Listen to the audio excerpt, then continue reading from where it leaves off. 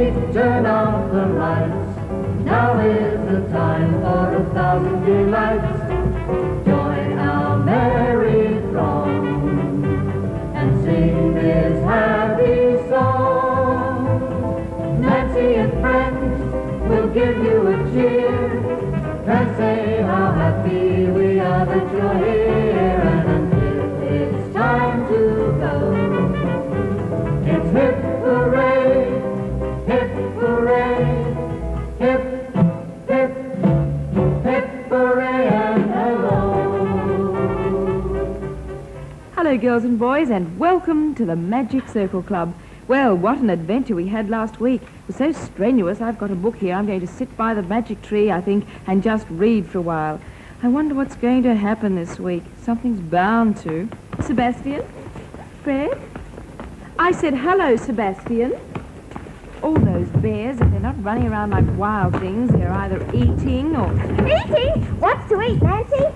So, I've gained your interest at last. Oh, we're have I? always interested in food. Yes, and games. Yes, and games. And stories. Yes, I know you like Oh, stories. we love stories. What are you sitting down for, Fred? What are you waiting for? Oh, a story, is it? Yes, please, Nancy. I see. You'd like a story. Yes, Well, just happen to have a book full of stories here. What sort of a story would you like? Oh, Fred! Oh, Fred! Oh, look, you've lost your hat. Now, just settle dear. down. A story of action, you mean? Well, I'll tell you a story about... Oh, yeah? About... Yes? Yes, I'll tell you a story about... What? Oh, what? Pirates. Oh, goody. A bold, rough, Oh. tough, Oh. rugged, Oh. cruel, Oh. dangerous pirates. Oh. Oh, well, perhaps I better not tell you a story if you're not brave enough. Oh, yes, we're brave enough, aren't we, Fred? You sure? Well, we're sure. I put a story right here about pirates, so if you're brave enough to hear it, we'll commence. Now, this story happened in a place a little bit like the Magic Forest. No, in fact, the people who lived there were quite a bit like the Magic Forest folk. You listen carefully, you might see quite a likeness. A very long time ago it happened in a very strange place at the coast of Barbary. Yes, a very, very strange place where very strange things happen. Now, on this Barbary coast was an inn. Yes, a very creepy place called the Cross and Bones. Oh.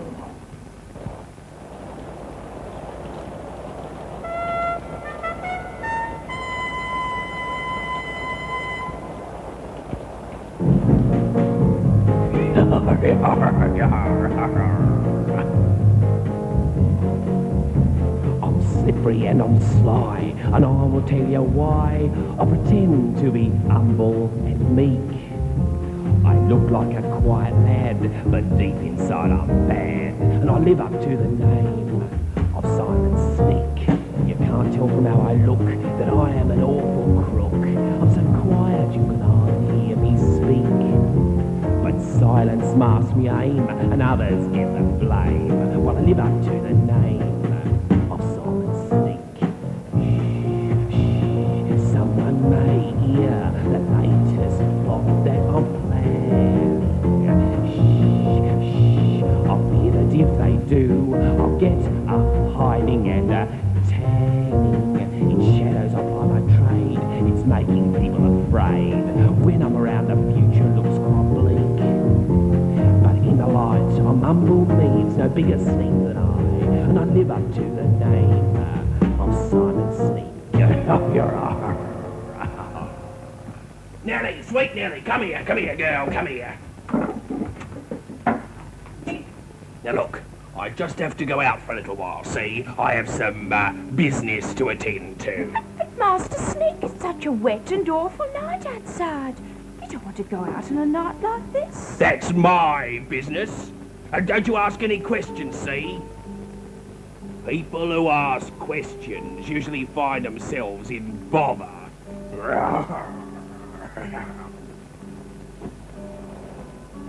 Wonder where he goes. Every dark and stormy night he goes out. He's a very strange person. Oh, here's Daphne Drudge, the cleaning lady. Hello, Daphne. Hello, sweet Nellie. Oh, isn't it an awful night? Oh, yes, it is. Oh dear, I suppose people will be coming into the inn trailing mud after them. Oh dear, I do hate being a drudge. I guess it must be very difficult cleaning and polishing and scrubbing all the time. Oh, it is, sweet Nell, and I wouldn't do it if I wasn't so poor. Why are you poor? Oh, well, none of the other members of my family have got jobs, and if I wasn't a drudge, we wouldn't even have a roof over our heads. Poor Daphne. Oh, isn't it a dark and awful night? Fancy old sneaking out in a night like this.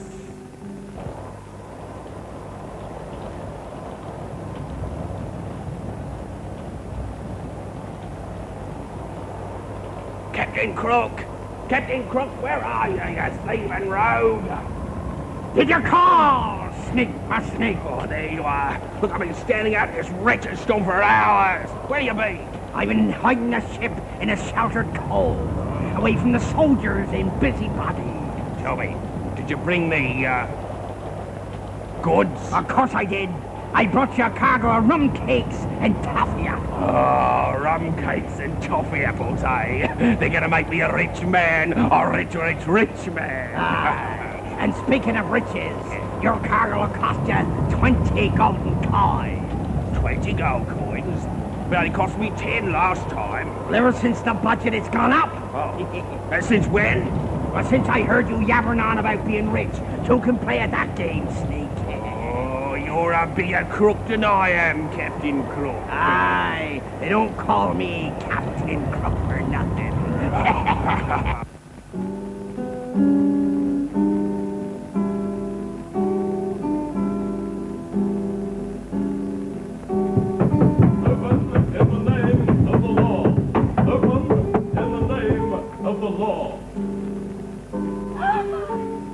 Soldier Jim, it's you. But tell me, what are you doing here on a night like this? I have come to search the inn, sweet Nell. Oh no, couldn't you pick another night? I've just scrubbed the floors. I'm sorry, Daphne Drudge, but I have to search for smuggled goods. Smuggled goods? We don't have any smuggled goods here. Well, yes, I have to be sure. What sort of smuggled goods? Rum cake and toffee apples. They're not allowed to be sold. Oh, we don't have rum cake and toffee apples here. Aye, why aren't they allowed to be sold? Because the king says they are very bad for people's teeth, and so they're not allowed to be sold. Aye, that's the rub. No, I'm afraid I shall have to search you. But don't worry, I am here to protect you. When I march by, the girls all sigh.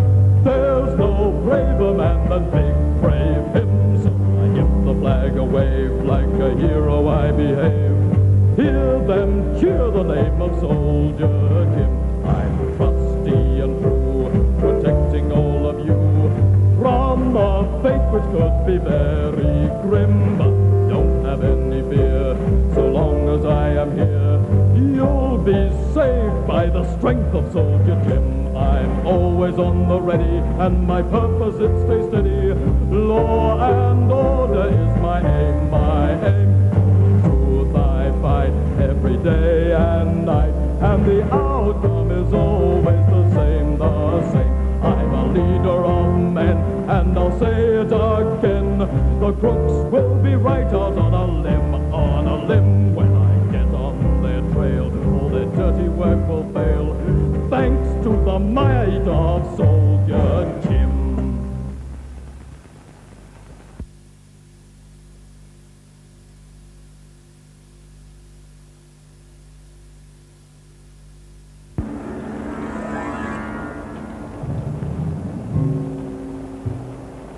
See the silly soldiers in there searching for rum cake and toffee apples. Well, they won't find any, because I sold them all.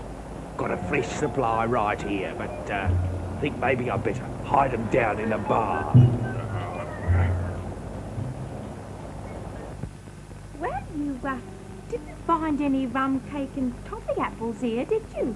No, we didn't, Sweet Nell. But remember, if you do find any rum cake and toffee apples, then report it to me. Oh, I'm sure Master Sneak wouldn't sell rum cake and toffee apples. Very well. Come on, my worthy men.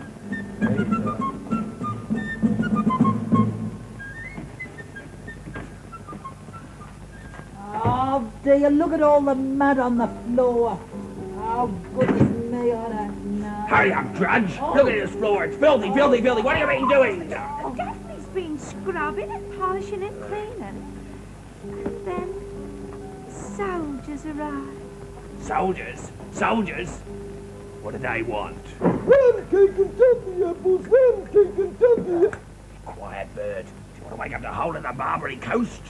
Rum cake and toffee apples for sale, for sale. What do you mean, rum cake and toffee apples for sale? I know you sell rum cake and toffee apples. I can see a lot of things from inside this cot. Aye, verily, a lot of things. Well, you better not see too much, or I might be forced to sell something else. What's that?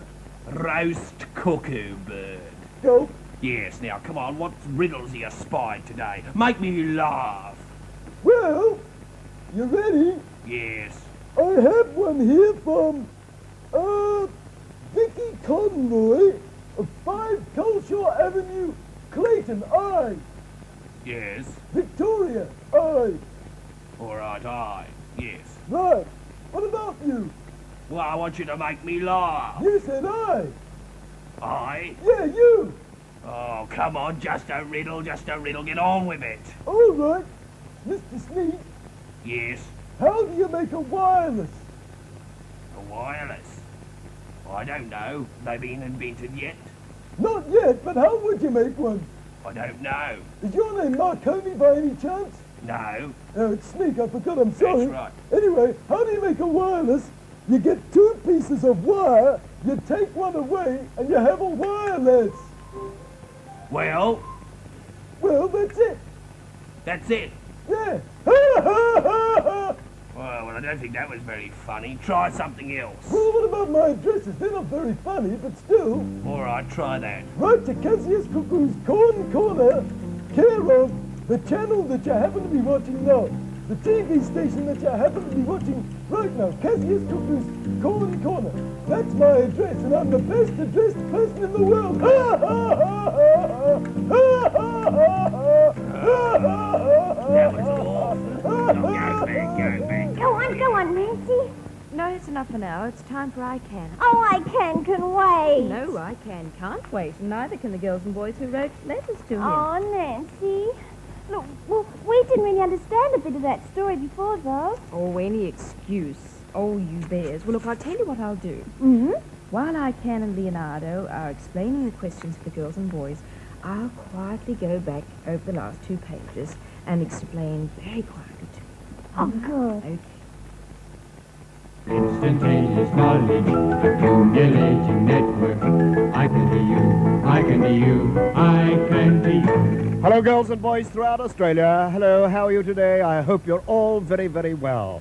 Oh, hello, Leonardo. How are you? I'm very well, thanks, I can. Hey, where's Nan? I don't know where Nancy is. Where is she? I don't know. You tell me. Well, why did you ask me? I don't know. You tell me. I can't tell you anything. You're always telling me something, but I want to know what that is. Well, I can't tell you. I don't know where she is. I hope she's well and all right. What have you done with her? I haven't done anything You with her. kidnapped her. I haven't kidnapped her at all. Now, What don't have be you silly. done with her? Come on, I can. Come clean. What have you I done? don't know where she is, but all I hope is that she's all right. Now, come on, you tell me. You sure you don't know where she is? I don't, Leonardo. I don't know where she is. Hey, Nan! Nan! Nan! Nan! You can whistle too, can you? Here you go. Oh.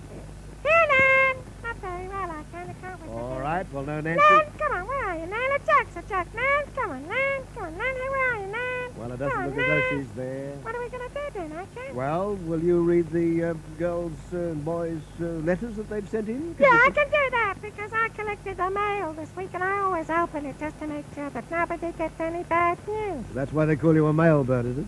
Control, I can control. I forgot you do the jokes around here. That's right. Yeah. You watch yourself. All right. Okay, but yeah, I can handle a mail for you, but what about my limerick? What about your limerick? Well, come on, where is it? I can, you don't like my limericks very much, do you? Leonardo, I think your limericks are terrific. You do? It's not your limericks I don't like. What's that? What don't you like? It's you. Sometimes. You used to say such nice things to me, I can. do when you're a nice bird. Now, you'll be a nice bird to me for this week. Will you? All right. But I promise that I will give you the best limericks in the whole world and you'll fully appreciate them by the end of the week. You All right, ready? Leonardo, go on. Off you Here's go. one from Jonathan Hunter Michael of 17 Fellow Street, Kew. Thank you. Victoria. Thanks, Jonathan. There was an old man from New York who ate his peas off his knife, not his fork. He was heard to exclaim, "This is a very slow game. I wish I had a beak like a stork." Very good. Did you like that one? Very good, Leonardo. Nancy usually laughs. Can't you laugh? Thank you. All right. You got a letter. Now let me think. I better go down and check in the cellar. I can't. All right, hang on come on, just a come on, minute. come on, come inside. That's a good bird. Now, here's one from, now there are three here. Stephen Rees of Harrington Avenue, North Bowen, Victoria. Leonardo, Yeah? get off my foot. Sorry. Lynette Henry of 261 Lower Plenty Road, Rosanna. And Colin someone, I don't know who he is. 6 Bell Avenue, Middle Brighton. That's not very nice. You should say, Colin, you forgot to send your name. All right, Colin, you forgot to send your name. That's better. And there are 3 letters all asking about King Alfred the Great. Have you ever heard of him? Yes? Yeah, well. All right, now tell you what I do. I press your buttons from inside, okay? Well, let the people see that you're still there. Now, come on, quick. All right, that's it. There you are. You're still here. Now, Still come. here, folks. I'll be back in a sec. I'm just going to press a button. Right, come on down. Press the button. Hurry This up. one now. I can. Come on. That's That one. the one, right? That's right. Yes. Okay, click. Right. Well, the story of King Alfred the Great takes us to England, far back into the days of long ago. We must travel for more than 1,000 years, backwards, ever backwards, into a time when England faced a terrible threat of invasion from the vultures of the seas, the Vikings. They came from the north in their dreaded long ships and swept down upon the shores of England, burning, killing, and destroying wherever they went. England at that time did not have one ruler, but was divided up into a number of kingdoms, as this map shows you. One of these kingdoms was called Wessex, and it is here that we find our story. Alfred the Great was not King of England, but King of Wessex. He was born in the year 849. That's 1,116 years ago. Alfred was the youngest son of King Ethelwulf, and it seemed unlikely that he would ever be king. However, his 2 elder brothers were killed in battles with the Vikings, and so, when in his early 20s, Alfred found the crown of Wessex on his head, and the responsibilities of leadership on his very young shoulders. The defeat of the invading Vikings became his life's work. At first, the Vikings came only in the summer, returning to pass the long winters in their own country. But by and by, they began to settle and make new homes for themselves, and the English were never free from the terror of these merciless invaders. Towns were attacked and burned, Christianity and learning began to disappear, until Alfred began the heroic defense of his kingdom. In the first year of his reign, he fought no fewer than 9 great battles. He was defeated many, many times, but he never lost heart. It was some day during this sad period that he sought shelter in the hut of a poor farmer. The farmer's wife, not knowing he was the king, said he could rest by the fire if he watched the cake she was cooking while she went outside. Alfred had so much on his mind that he quite forgot about the cakes. And when the farmer's wife returned, she gave Alfred a dreadful scolding for not looking after the cakes as she had told him to do. Imagine her horror when she found out that the man that she was so cross, was a king. Alfred is regarded as the founder of the British Navy. He built ships so that he could fight the Vikings in their own domain, the sea. This navy, which grew and grew, protected England's shores and kept the Vikings away for a full 100 years after his death.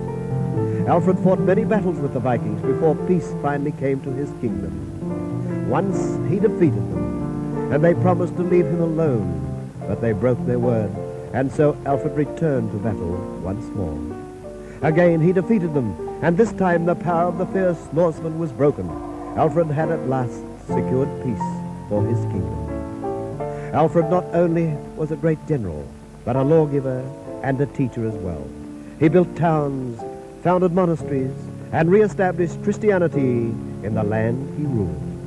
He constantly worked for the welfare of his people until his death in the year 901. Never in all the pageant of English history has there been a nobler man or a better king than Alfred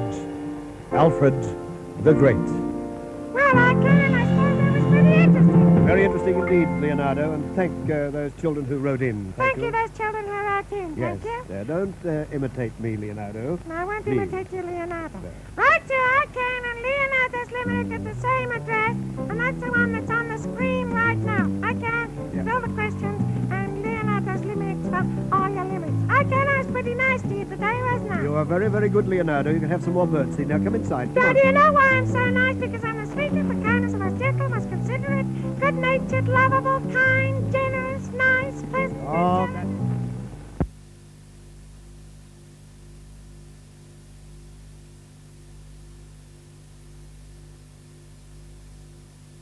That now. Yes, we're right now, aren't we, Fred?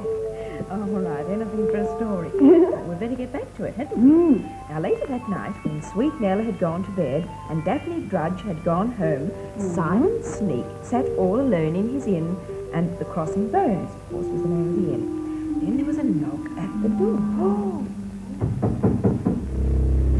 Who is it? Who is it? Just a minute.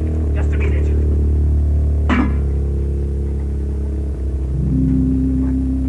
Oh, it's you, little lollylegs, is it? Come in, me boy. And what would it you be wanting, eh? Rum cake and toffee apples. Well, look, it just so happens that I have a fresh supply just smuggled in. I'll get some for you.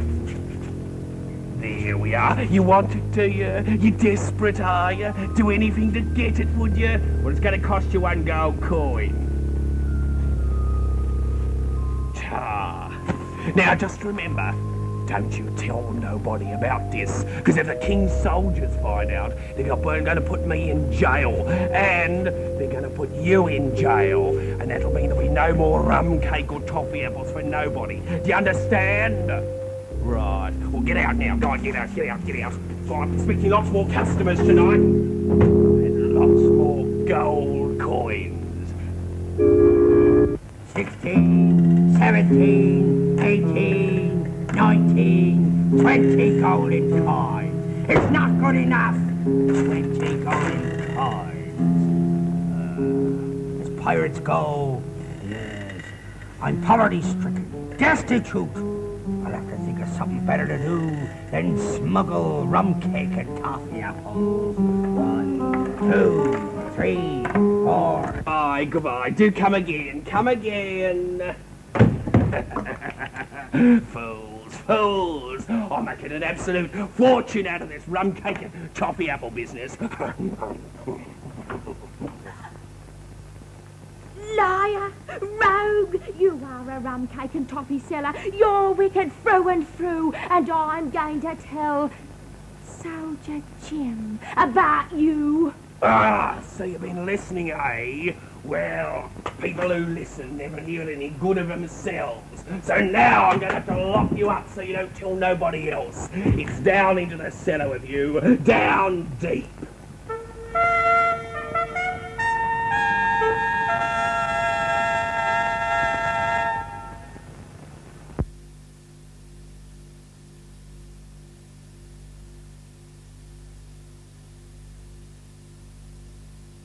Just leave it for tonight. Oh, Nancy, what happened to Sweet Nellie? Well, we'll have to wait until tomorrow. Oh, gee.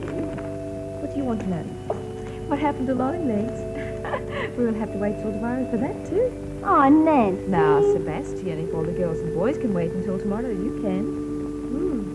Come on. Oh, that's